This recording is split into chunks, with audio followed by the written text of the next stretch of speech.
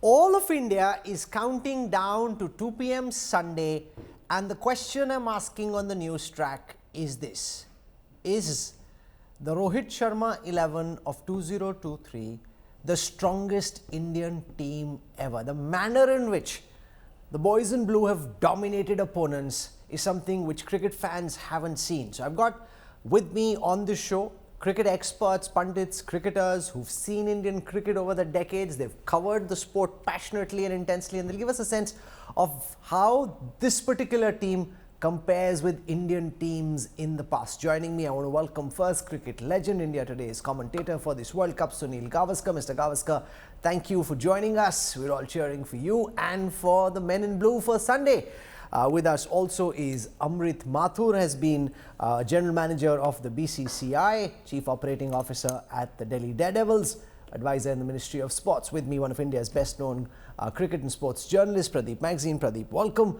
Our own cricketing ustad, Nikhil Naz, all pumped up for Sunday.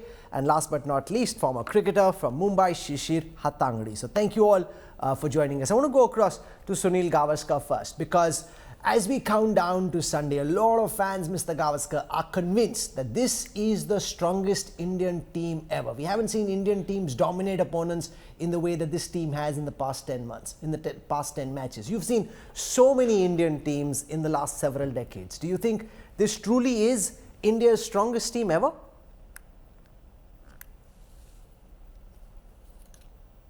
Well, I mean, firstly, I don't believe in comparisons. Comparisons are futile because you're looking at different playing conditions. You're playing overseas. You're playing at home.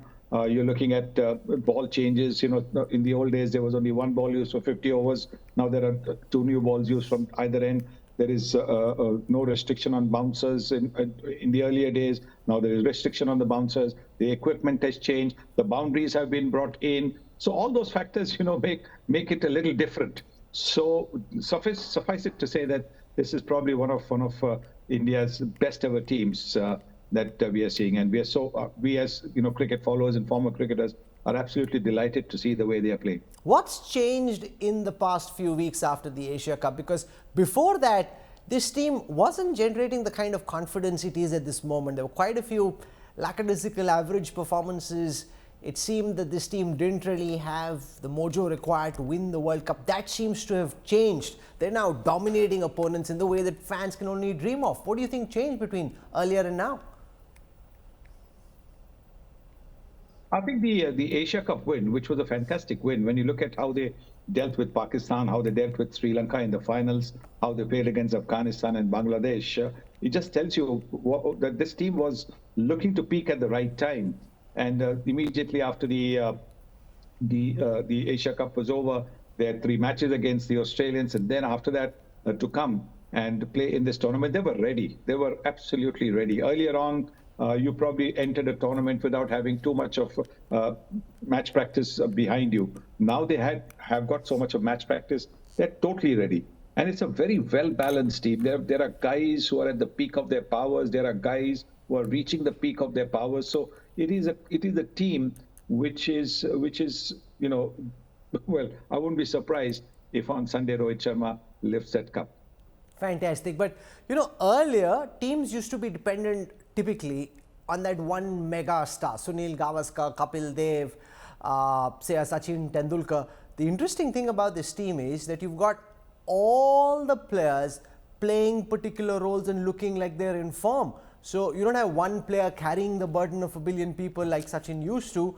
How do you think that's changed? Because even the likes of a Shreyas Iyer, who was not at least at the international level quite as heralded, has scored successive centuries. Except for Surya Kumar Yadav, everyone seems to have come to the party so far.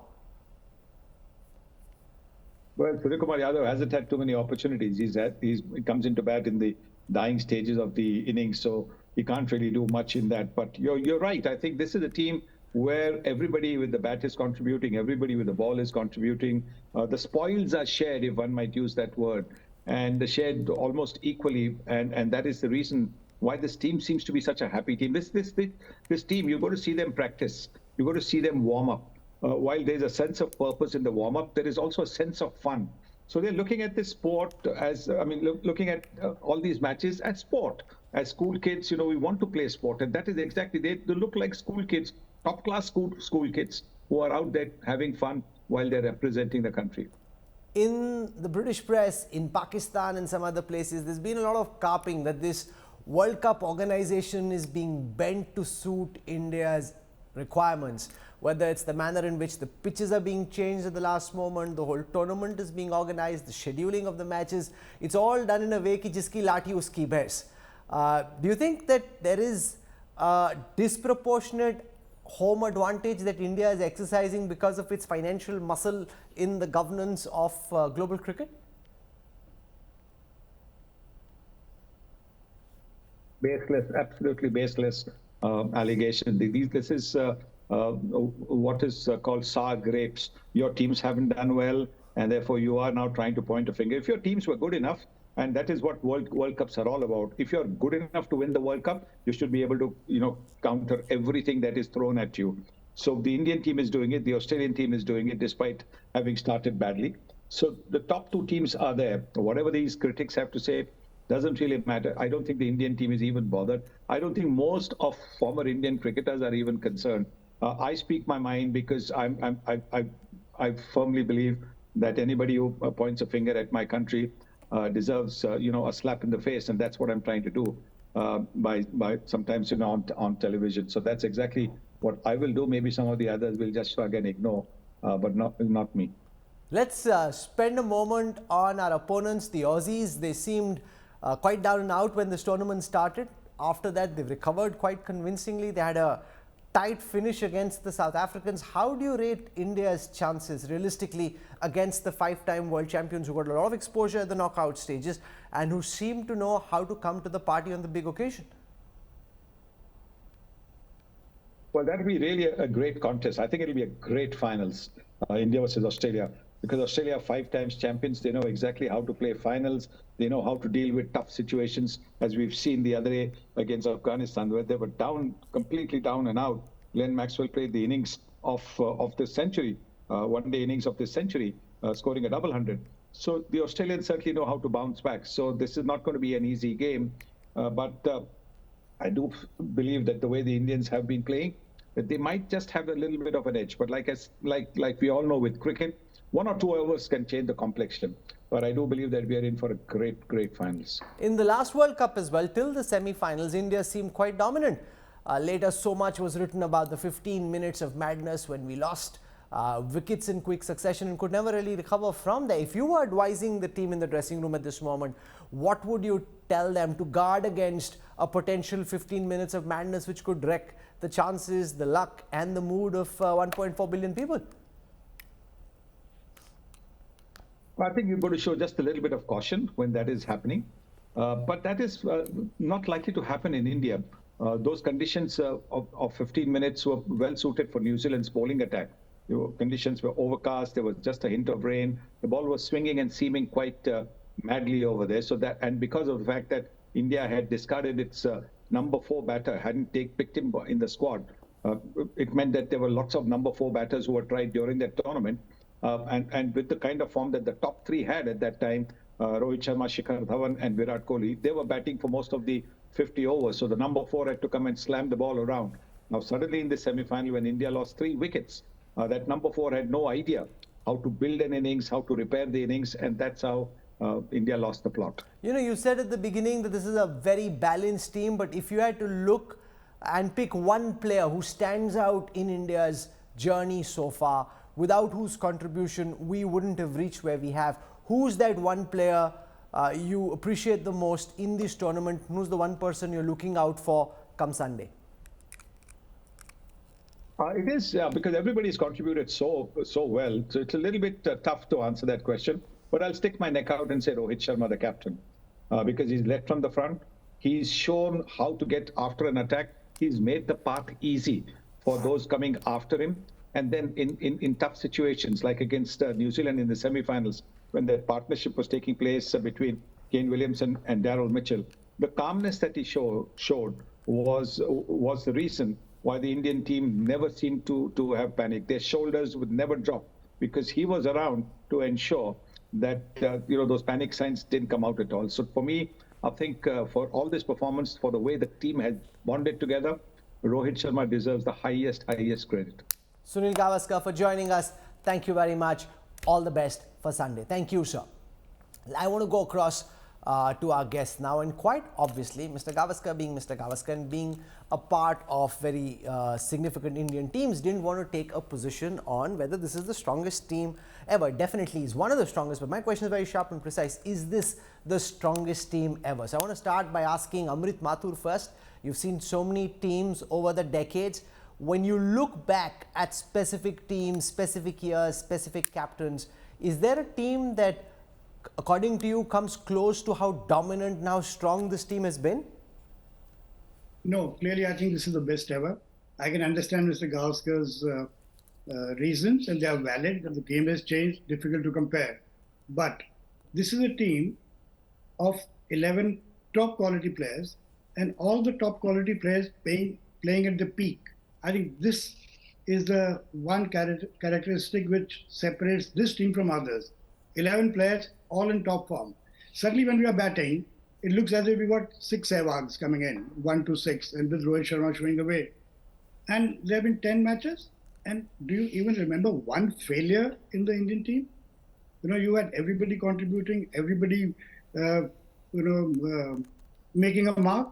For instance, let me give you an example. In the New Zealand game, Mr. Gavaskar referred to this partnership between Mitchell and Williamson. At a crucial time of the game, Kuldeep Yadav came and bowled 2 very tight overs. That changed the game, and that took the game away from New Zealand. So my point is, definitely this is the strongest Indian team, dominant, efficient, and playing with a certain calm and confidence which we have not seen in any other team. Credit to Rohit Sharma, as Mr. Gavaskar said, but I would think that this is clearly the best white ball team India has had. Pradeep Magazine, in your years covering Indian cricket, can you with confidence say that this is the strongest Indian team ever to walk out to the park? Well, yes, the kind of cricket they played over these 10 matches, if you just isolate whatever they did before that and just look at their performance, I would say yes, it does appear to be one of the, or maybe the most invincible team I have seen. But is that because this is in India? If this was happening, say, in South Africa or England or New Zealand, would it have been very different? Even in Indian conditions, I don't think any Indian team has dominated the way they have. But we will have to still wait till the final. Because what's changed? Because largely the same lot didn't seem so dominant a few months ago. I think a lot of credit I would give it to the selectors, whoever has chosen the team, because they waited for Rahul, who was injured. People were saying, why are they doing that? He is not in form. Even if he comes back, will he be able to make runs? Suresh Iyer, they waited for him. So they had already planned their team, obviously. Which could have gone both ways. Which could have gone both ways, but nothing succeeds like success. I mean, one call they may regret not having taken earlier is between Shami and Siraj, because Siraj had done so well, so they couldn't drop him, and suddenly Shami, the kind of spells he has produced. But Shami is playing now, which is fantastic. Which he is playing because a player got injured. I would say we wait till Sunday, but I haven't seen a more dominant team in a World Cup apart from Australia or West Indies of the past, the way this. So I'll come to that. We'll do a comparative with the West Indies team of the 70s, the early 80s, and the Australian team of the 2000s. But before that, Nikhil Naz, is this the strongest, the most dominant Indian team that you've ever seen? If you ask me today, I'm going to say yes. But if you ask me on Monday, it will depend on the result. Because if this Indian team does not win the World Cup, we're not going to remember the team. Sure. That often happens, right? At a final, you stumble at the final hurdle, you'll forget all these dominating performances that they've had so far, and the 2 strongest team will then remain the one that won the World Cup in 1983 and in 2011. But having said that, if you compare it with the 2 Indian teams, and I agree with Mr. Gavaskar saying you can't compare different conditions from different era, but I think the best way of comparing is comparing it with your peers at that time, what you did, because conditions remain the same for every team while they were playing. In that, the closest comparison probably would be the 1983 team, because there also, Yes. But that was hardly dominant. They No, but barely I'm made saying it through the as the closest. underdogs. I still say this is the No, strongest. but this is about strongest and dominant. That was No. hardly a dominant team. No, I mean, they it found was some ways of squeezing through. No, because I'm saying you've got to realize the difference was that West Indies was the most dominant team, right? You beat them in the opening game, you beat them in the finals, and all I say is because we remember individual performances. You mentioned that everyone's performing. There's a Shreyas Iyer performing, KL Rahul, Rohit Sharma, name it. And that was the only team that comes close, because there you had, on certain occasion, a few games, Yashpal Sharma was the star. A few games, Kapil Dev was the star. Mohinder Ramanath was a star in a few games. Sandeep Patil was a star in a few games. So were the bowlers, Madan Lal sometime. Roger Binney took a couple of Man of the Match awards. So it was spread out So Nikhil just Naz like is that. spicing things up. He has a different No, I take. still say Shishir this is the Hatangadi. strongest. He's saying 83 also had multiple players in that star cast, and in the end they seem quite dominant. Do you think this is the most dominant team ever that India has fielded, the strongest Indian team? Is that for me, Rahul? Yes, Shishir, it is. Yes, without a doubt. I mean, yes, we have to consider conditions. We have to consider home advantage. We have to consider opposition, strength of oppositions, all those things taken into consideration. I'd say that we've all been watching World Cups over the years. The way we've played over this period of a month, I don't think any team has dominated World Cup cricket as much as, they're pretty much invincible in the way they've played till the last game. We don't know what's going to happen on Sunday, but I'd go further in saying that this is probably the best team that has exhibited its skills in the World Cup, even if we don't win the finals. And that is just one game, because what we've displayed in terms of our batting strength, our bowling strength, our leadership. But and nobody of course, remembers the losers, right? Nobody remembers who got the silver. They only remember That's all right. whether you That's win or all right, not. So but- I don't think they'll be considered dominant if they lose against the Aussies after beating them in the League League. Rahul, don't look at the destination. It's also the journey that's equally important. And I think the way we've played over the last month, we deserve to look at ourselves and say, be very proud of this team. I know it's the final frontier. It's the final of a World Cup. It's a do or die situation. You get up with a different mindset. But having said that, what we've seen with these guys, right from Rohit up to the 11th man, whether it is Kuldeep and Shami, each one seems indispensable to this team. And that is something we haven't seen over the other World Cups. We've always hoped for some player to get it back into form. We've hoped for somebody to, strike form, so on and so forth. Here, I don't see anyone being out of form, and that has been the biggest advantage of this team. Okay, so here's what we've established so far, that this is definitely seeming to be the strongest team.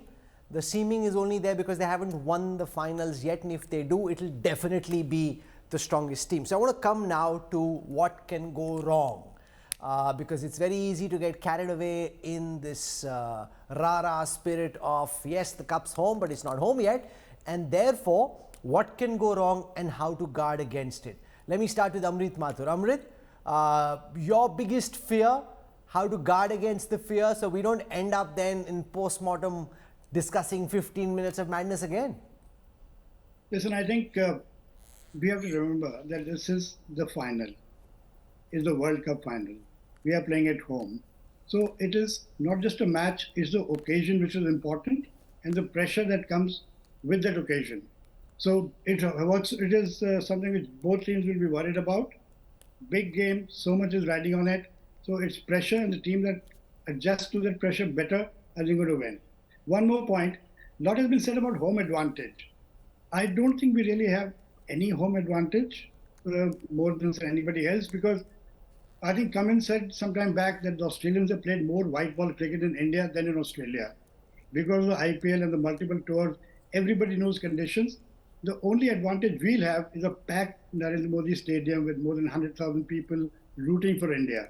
So that can be intimidating. No, but is that an advantage, or could that potentially also be additional pressure? Because the Aussies... I think it's an advantage because we have so much support, and it's also intimidating to the other team that you're not only playing those 11 against you, but you have so many at the stadium, in a way against you. So ultimately it boils down to pressure and the performance on the big occasion, because there's a sense of history attached to a World Cup final. It's not just any other game. It's not even any other game of any other tournament. This is the pinnacle. And everybody knows that you are remembered for victories on occasions like this. We remember 83 We remember 2011, and hopefully, if things go right, we will remember 2023 for a very long time. Okay, so I was at the Prime Minister's Diwali Milan at the BJP headquarters. I was told that the Prime Minister is going to be at the Narendra Modi Stadium on Sunday. Anthony Albanese, the Australian Prime Minister, has been invited as well. It will be packed to the rafters. I viewed the India-Pakistan game. It's a very exhilarating experience if you are shouting and cheering. Does this put extra pressure? Because the Aussies literally have nothing to fear. Nobody really has much expectation from them because they lost the initial matches. So do they come in then having lesser to lose? In India, the Prime Minister sitting there, 1 lakh plus people sitting there, Amit Shah and everybody else, and they're like, could the occasion get to them? It can, but this team does so far seem to be immune to pressure the way they are Pressure played. to aayega na, sir. No, I'm saying that it does appear that, but yes, I think India has to guard against a couple of more factors. See, Amrit was the manager of the Indian team in 2003 World Cup. India were in the finals against Australia and suddenly everything crumbled. And they look good till the finals. They looked good and they were very confident they would do well, but pressure does strange things to people. I think what India has to be very careful is 2-3 factors. A, have they peaked a bit early? Because the kind Do you of think they intensity... peaked early? Oh, no, one doesn't know. One hopes that they carry on this momentum for one more game. But with the kind of intensity they have displayed, which is like, it's almost jaw-dropping at that. You don't see teams for 10 matches play with that same intensity, the same energy, as if every match they are playing is the final. So that's a possibility that whenever they come under pressure, like against New Zealand in semi-finals, there were moments when New Zealand were batting and it appeared they were fighting back and they could chase that target. India suddenly looked desperate. Yeah. Suddenly you saw for those 5 Catches minutes, fell down. different team, not the same team which was playing in the otherwise. So they have to guard against that. And one more important factor I think is what kind of a wicket. It's a home advantage. They would obviously want a slow, low turner, like where there is no bounce. They would want that. That suits Indian conditions, but things at times go wrong. See, What can go wrong? Australians are a tremendously resilient team. They know, as we all know, that they know how to win. They've been there. They've won the World Cup more than any other team has. So they can fight back. They can, the same factors which India think is to their advantage, Australians can turn it around and Nikhil, what's your number one worry? Well, I think, law of averages tells you that you were talking about that. Lurking somewhere in the corner. No, as you mentioned, that bad half-hour. I would say that bad half-hour has already happened for India, and it happened against Australia in the first league game. They had lost their first 3 wickets for just 2 runs on the board. Your 3 batsmen in the pavilion, you set the cat amongst the pigeon. But that time, I think Kohli was lucky a catch got dropped, right? Yes, but I'm saying you had the bad half-hour. From there, you went on to win that game. So I would say... But there wasn't this kind of pressure. Well, Rohit Sharma summed it up very well. He said every World Cup game is pressure because it's a round-robin league. Had you lost that first game, you don't know where your campaign went and you'd be struggling to qualify for the semi. So every game that you were playing was full of pressure. And I think why I don't think this team will have anything, a bad half-hour or bad 1 hour is because if you look back, and I think the primary reason is the captain in Rohit Sharma. I was there when they lost that semi-final at the T20 World Cup, where they underperformed in the semi-final. They just played too slowly. Yes, because they had that fear of failure. And I think consciously they took a decision then that you have to eliminate that. And you know what? They walked the talk since then. You often hear sportsmen talking about you've got to concentrate on the process, forget about the result, just eliminate the result of your mind. You'd often say that this is lip service. But if you look at India's performance closely in this World Cup, they've done exactly that. They've eliminated the result from their mind. They've just concentrated on the process. That's the reason why they've been able to overcome the pressure. And which is why if I'm an Indian fan, I'm not too worried for the final. Shishir Hatangadi, what's your number one concern? I've got 2 concerns, 2 things that have really helped us play so well. And, we can take numbers into consideration. But the opening partnership, even against New Zealand, it was actually Rohit and Shubman who sort of played freely and gave us that start. Rohit may have not got big numbers, but he was able to dominate that attack. So hopefully, the early start is important to make a stamp an impression on where you're going in this game. If you lose early wickets, which can happen in any game of cricket, it could create a sort of ramp on the motorway, and that may be difficult to handle. And the number two is if your opening bowlers don't start off well. Given that you bowled so consistently throughout the tournament, if you don't start off well, then again you're expecting that something will explode at the other end, and we might be under pressure. But it hasn't happened. We actually, if you look at this tournament, we haven't been pushed into a corner because somebody or the other has stood up, and the form has been good consistently from 1 to 11. So my worry is these two areas have to be looked at. We need a little bit of divine intervention in a big game, a little bit of luck. That will help us believe that even astrology is helping us. But at the end of the day, how important is the toss, Shishir? We saw in the semi-finals India poked up a big score. What if India is batting second? Would that be terrible because there'll be that much more pressure, especially if Australia's got a big first innings score? Crucial, very crucial, Rahul. The toss will be crucial. If the team that bats first obviously will have the advantage of putting the numbers on the board, and whatever you get, somebody will have to chase them. Yesterday we saw Australia almost make a big meal of a modest total. So this is going to be crucial. But India have never been pushed into a corner in this tournament. So that's probably because they've played so well. The point is, if we are pushed in a corner, how do we react? And that's going to be interesting. Hopefully we'll get some divine intervention, and of course 100,000 people just supporting Indian cricket and hoping that this team makes an impression and wins the World Cup. Can't hope for anything more. Amrit Mathur, how important is the toss? We were lucky we batted first. If we were chasing 340, 350 odd against New Zealand under lights second, would that have been a much tougher ask, you think? Of course. I think the Indian batting is sort of based on batting first, big score. And as Shishir said, I think the only worry is that in case you're batting first, you lose 2 wickets in the power play, then you're in trouble. Then the other players can't play with the freedom that they've played with over 10 games. So that is the worry. 2 wickets to the Australian pace bowling can happen.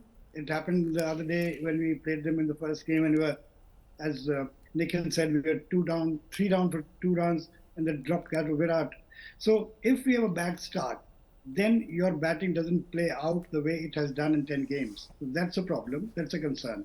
But if we bat the way we've done, get off to a great start with Rohit leading the way, then a big total on the scoreboard has Australia in trouble. And then the cup's coming home, of course. Chasing won't be easy in a big game if you are chasing, say, 300 to 300 plus. Okay, now in the last part of the show, I want to talk about who's the one player who's most important in the view of our pundits to our fortunes on Sunday. You can't duck, dance, weave. Straight question, straight answer. Who's most important in your view and why? I'll put this to Pradeep first.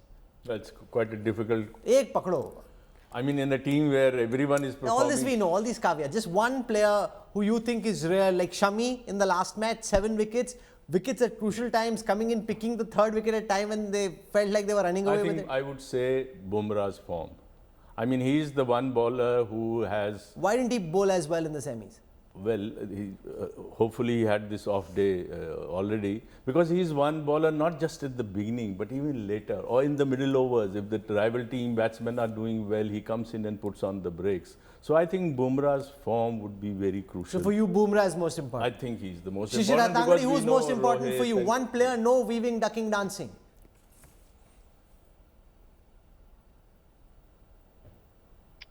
Who's this for? Shishir. Well, give me one situation. Don't give me one player. I'll say the opening partnership. I never said this is like a serious. I don't take cricket quite as seriously as I take election psephology and data. This is a fan-based show. One player who's most important and why. I'm just saying, Rahul, I'm just hoping that we get a start. This doesn't count. This doesn't count as an answer. Shishir Atangadi, this doesn't count. You want to do a more serious cricket show? Go with Nikhil. Here, pick one player. Rohit Sharma. One player, Rohit Sharma, because he is going to set the prelude to the symphony. And that prelude is very important in the way the final goes. So the prelude to the symphony is Rohit Sharma and how he approaches the first power play. And for me, that is going to be very crucial in terms of how this game turns out. Hopefully, if we bat first, or even if we bat second, it's how he approaches.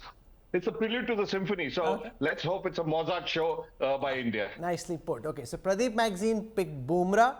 Shishir Hatangri picking Rohit Sharma, Nikhil Naz. Your pick. Oh, I would have gone with Rohit too because he performs a double role. One of being the enforcer, the one who starts and gives you that start. If he gives you a good start, more often than not, India will put a total in excess of 300, which more often than not is a winning total. And then he's the captain. He does the bowling changes. He's been spot on so far. So I'll go with Rohit. Okay, so you picked Rohit as well. Now, I want to go across to Amrit Mathur, but he can't pick Rohit. Rohit's been picked by 2. You pick somebody else. Who's your pick? Listen, I'll pick Virat. Okay. It's a big game, and nobody understands what to do on a big occasion better than Virat. But in addition to Virat, if I can, take this liberty, Kuldeep Yadav, because Australians are suspect against reading him. Whether it's Maxwell, Warner, the others. So he could be crucial in terms of middle overs, get you wickets and win you the game. Okay, so we've had an interesting pick.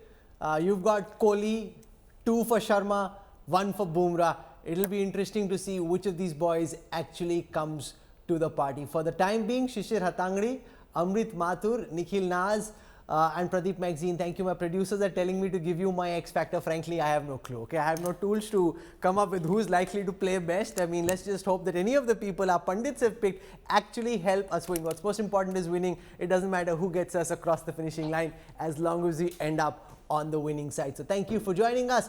All the best for Sunday. Match से जुड़े आपके हर सवाल का हम देंगे जवाब। जानने के लिए हर update, live analysis, special interviews, download कीजिए स्पोर्ट्स तक ऐप।